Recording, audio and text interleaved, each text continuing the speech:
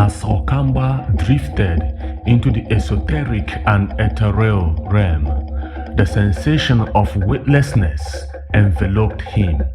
He floated, disoriented and searching for solid ground, but his legs could not find a space. The vibrant colors of the spirit world surrounded him, and as he glanced around, he noticed other spiritual beings gliding gracefully, their forms shimmering like mirages. One of these beings approached him, a luminous figure with wise ancient eyes. "You are in the land of the dead, Okamgba," it said softly. Another spirit hovering nearby added grimly, "Your people are being slaughtered like chickens, and Abiami Demba has been taken by the Ogodo warriors. They have stripped your community of its powers." Horror washed over Okamgba. The weight of his responsibility pressed down upon him, and he felt an overwhelming urge to return and protect his village. "I demand to go back," he declared, desperation filling his voice. "I must save my people and reclaim Abiama Idemba." The spirits exchanged glances, and after what felt like an eternity, Onuwa, the supreme being, manifested before him. "You may return, but there is a condition. You must defeat the spirits that stand in your way." Okamgba's resolve solidified. "What weapon shall I choose?" he asked, feeling the urgency of his mission pulse through him. "Choose wisely," another spirit warned, gesturing toward the other beings around him, all armed with formidable weapons. Okamgba closed his eyes and called out, "I want my flute." Back in Idemba village, the flutist, the chief priest, and Ochie Idemba stood vigil by Okamgba's shallow grave. Their hearts heavy with sorrow, they chanted mournfully, "Egbuedike n'ogu uno," pleading for their champion to rise and protect them. Just then, the chief priest pointed his staff towards a glimmering object near the grave. "Look!" he exclaimed.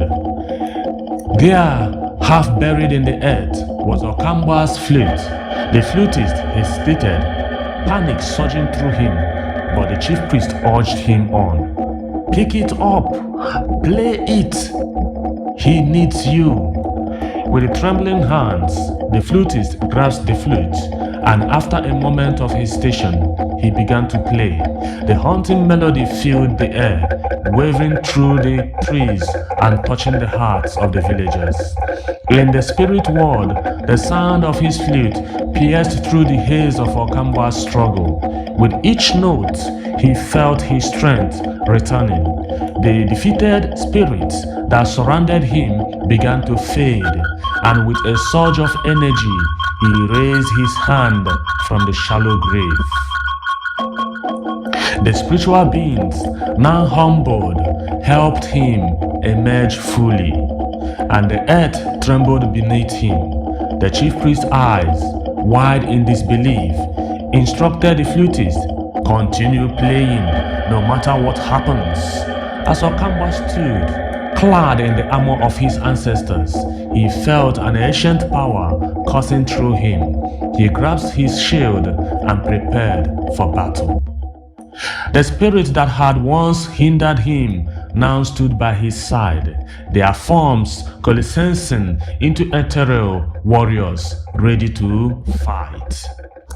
The battlefield was chaotic, with the Ogodo warriors wreaking havoc in Idemba, but as Okamgba charged forward, a fierce wind accompanied him, bolstered by the spirits at his side.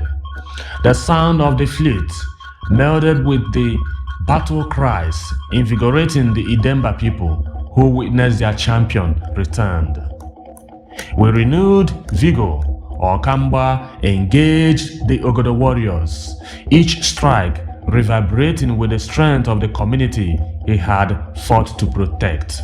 The spirits fought alongside him, their ethereal forms confusing and overwhelming the enemy. One by one, the Ogodo warriors fell, unable to withstand the combined might of Okamgba and the spiritual forces.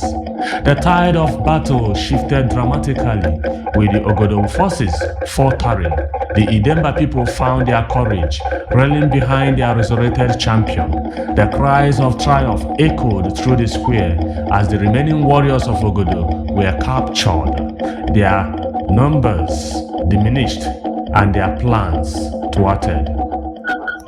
As the dust settled, Okamgba surveyed the battlefield, his heart swelling with pride for his people. They had been liberated, and the symbol of their strength had been restored. With the battle won, the spirits that had fought by his side gathered around him, preparing to lead him back to the spiritual realm. As they ascended, Okamgba turned to his people, who cheered his name, filled with gratitude and hope. "I will watch over you," he promised, his voice resonating with warmth. "Whenever you call, I shall return." As he vanished into the light, the flutist continued to play, the notes weaving a tapestry of remembrance and legacy.